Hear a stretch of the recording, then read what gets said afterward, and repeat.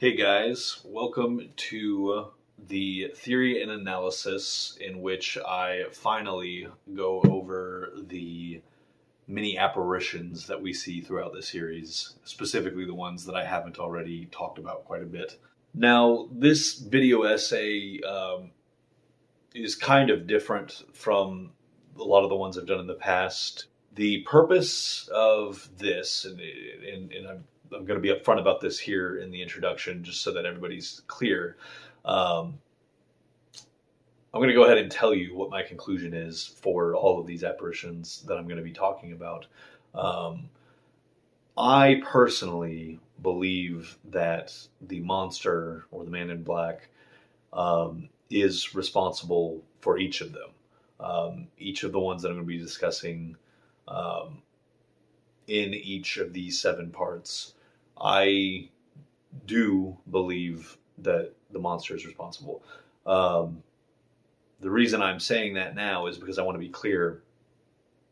I'm not trying to tell you that you have to agree with me on that.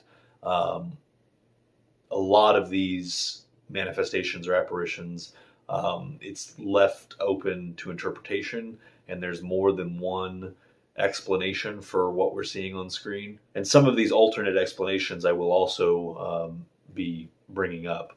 But the actual purpose of this video essay and of each section is to review the incident in question and then explore the evidence that suggests the man in black may have been behind what we're seeing and what I believe he was up to or may have been up to in each specific situation. And by the end of each part, and by the end of the essay as a whole, you can each decide for yourselves which examples you agree with me on and which ones you think, something else was going on. Basically, the point of this essay is not to convince you that I am right about every single scenario. It's merely meant to make the case for each scenario.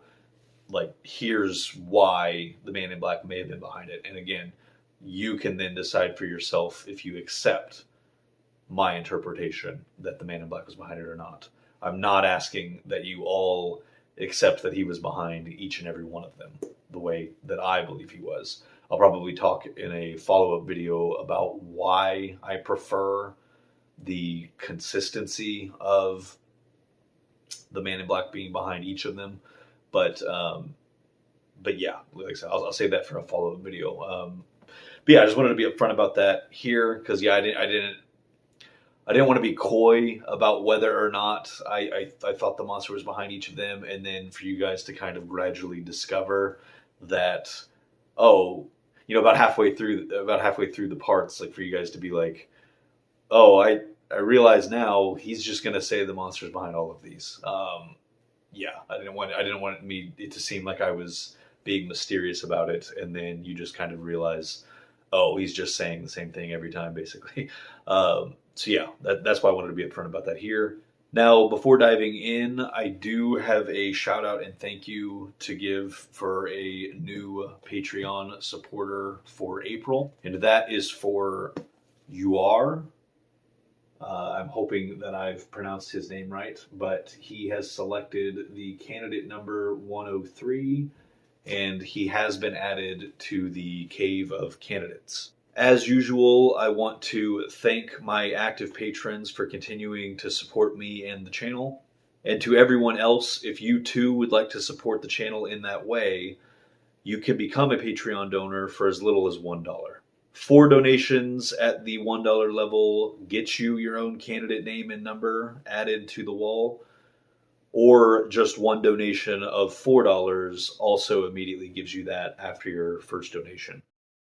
Now, that said, there are plenty of free ways that you can help support this channel, and those include simply clicking the thumbs up button if you like this video, leaving any feedback or questions you might have in the comment section below, subscribing to the channel if you haven't already, and lastly, sharing this video with anyone you think might also appreciate it. If you know any other Lost fans out there that you think might get something out of this channel, please do share it with them. But with all of that out of the way, let's get lost.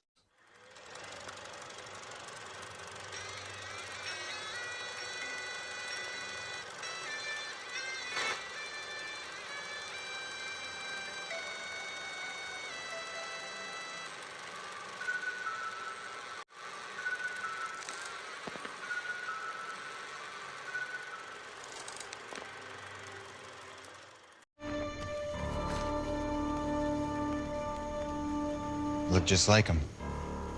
Does it bother you? No, what bothers me is I don't have any idea what the hell you are. Sure you do. Over the course of this channel's past several videos, we've explored the nature of the smoke monster and its abilities. In these videos, we've thoroughly established that in order for it to replicate a corporeal form, it needs access to the physical body it is copying. Because you were kind enough to bring his body back here in a nice wooden box. He had to be dead before you could look like him. That's right. However, if a person is in a mentally vulnerable state, the Man in Black is also capable of projecting sensory illusions to people, often centered around said person's memories. This throws into question the legitimacy of virtually all of the apparitions we see throughout the series. And yet, thanks to the two Season 6 examples of Claudia and Isabella, the version that appears to Hurley, that is, we know that legitimate ghosts can and do appear in the world of our story.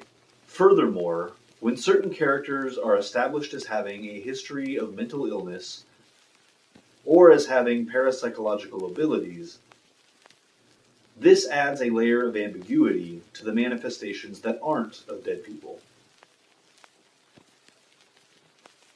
So out of all of the apparitions and mysterious encounters we witness across the first 5 seasons of the show, which ones were the Man in Black actually responsible for?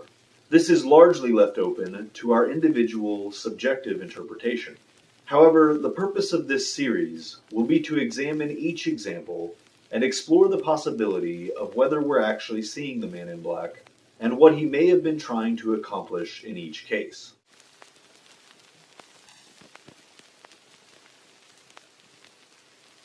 In an appropriately titled Season 2 episode, Hurley sees visions of a man in a bathrobe, both on the island and in his off-island flashbacks. A man named Dave. In the flashbacks, Dave is first presented as a fellow patient of the Santa Rosa Mental Health Institute, before he is eventually revealed as a manifestation of Hurley's more self-destructive urges. That is a waste, man. One for the road. One that Hurley's mind has begun hallucinating in response to a traumatic accident he blames himself for. There were 23 people on that deck. It was built to hold 8, and it would have collapsed whether you went out there or not. Yeah, but I did walk out there. And it did collapse. And I killed him. It was an accident. That was my fault. But after those people died, you were in a practically catatonic state. You stopped talking, you stopped going out, you stopped sleeping. But you never stopped eating. Because that's how you punish yourself. Chicken or shrimp? Sour cream or hot sauce? Yeah, I guess I could eat. Yeah, I thought so. The version of Dave that appears in Hurley's on-island present very much fits this pattern, with the slight difference that the self-destructive action Dave is now encouraging has escalated from binge eating to full-on suicide. The answer to all your problems. But wait for you to wake up. Snap out of it.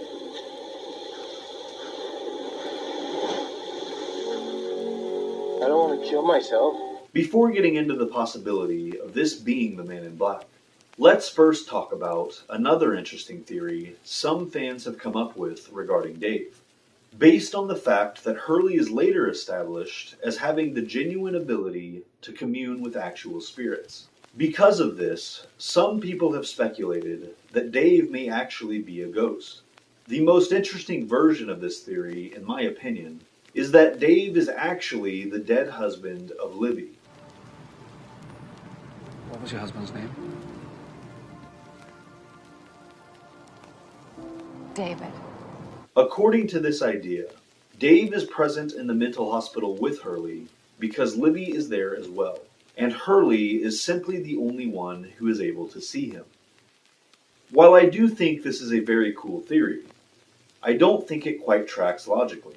The Dave we see at Santa Rosa never expresses any interest in Libby, or, for that matter, in anyone else besides Hurley.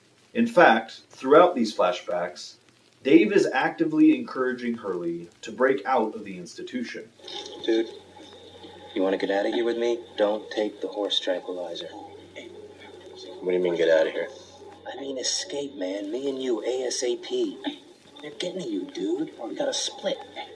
Which would mean leaving Libby behind.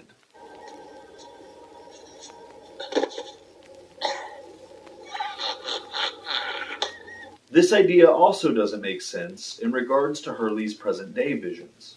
Unless, of course, Dave was so jealous of Hurley's budding relationship with Libby that he decided to talk Hurley into jumping off a cliff. As neat as this theory is at first glance, I'm afraid Dr. Brooks's explanation for the flashback version of Dave and the things he encourages Hurley to do makes the most sense. But what about the on-island version of Dave? It does make sense that the mental stress Hurley was under at this time could have caused Hurley to regress and start hallucinating Dave again. Let's have a little order here. So shouldn't we let someone a little bit more trustworthy take care of this? Like you, baby napper?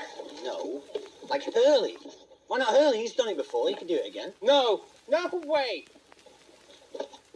Not me, no, not again, no. On the other hand, what Dave is trying to talk Hurley into doing this time around is suspiciously more extreme than before.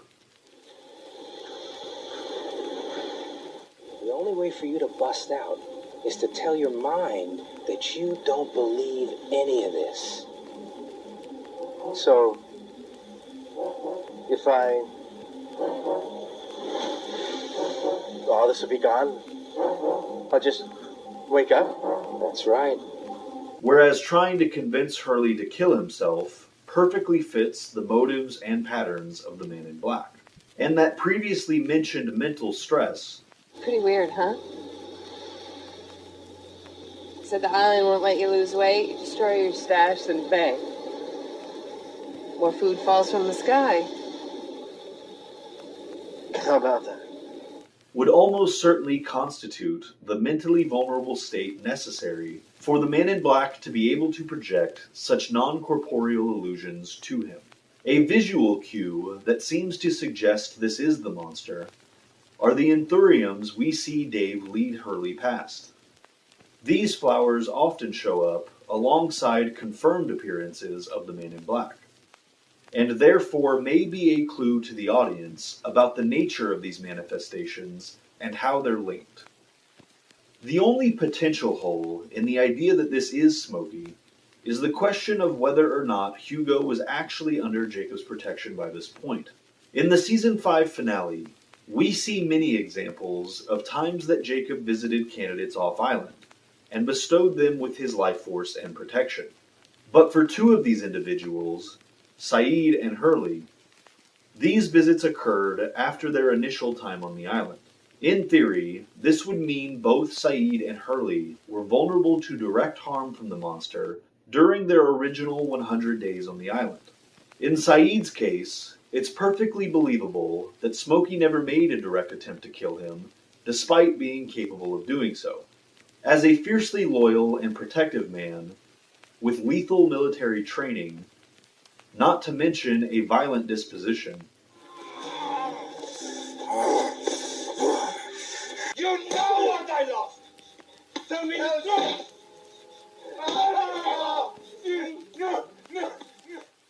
It would be in the Man in Black's more immediate interests to keep Saeed alive.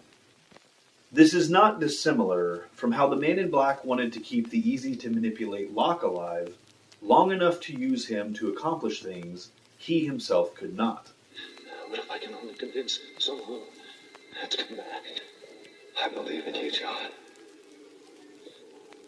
You can do this. In Hurley's case, however, there's no obvious reason why the Man in Black would not simply kill him outright if he wanted him dead, and if he was able to do so. Unlike many of the other 815ers, Hurley is a non-controversial figure within the camp, who often decreases tensions and conflict, and encourages peaceful coexistence. Welcome! If we're stuck here, then just surviving's not gonna cut it. We need some kind of relief, you know? We need some way that we can, you know, have fun. That's right, fun. In other words, Hurley is perhaps the biggest threat to the Man in Black's agenda. With that in mind, I am forced to conclude that Hurley actually was already under Jacob's protection when he first arrived. This would mean Jacob's cab ride was not the first time he visited and made physical contact with Hurley, and that it served purposes unique from the other instances we see of Jacob visiting candidates. Some of these purposes were already obvious from the comparatively direct method in which Jacob interacts with Hugo. Well, then what were you doing sitting outside a prison in a cab? I was waiting for you, Hugo. Well, what do you want from me? I want to know why you won't go back to the island. As well as him leaving the guitar case for Hurley to take with him. Wait! You forgot your guitar. It's not my guitar. Beyond those reasons, though, I think there is an even bigger one for why Jacob went out of his way to again visit Hurley and to again make physical contact with him. But I'm going to save my thoughts on this for the final section of this essay. What's important for now is that I do think Jacob had already visited Hurley prior to the crash of 815. Based on his pattern of appearing to candidates at traumatic and/or character-defining moments of their lives, I personally imagine he may have been present in the aftermath of the deck collapse, and responded in a way similar to what we see happen between him and Locke. Regardless, the fact that the Man in Black never makes a direct attempt on Hurley's life makes me certain he was already under Jacob's protection before setting foot on the island. And this means the possibility that the Man in Black was behind the on-island apparition of Dave fits perfectly within the Man in Black's motives, abilities, and limitations. Next time, we'll be discussing another manifestation that we know wasn't a ghost, yet may or may not have been caused by the Man in Black. Until then, namaste and good luck.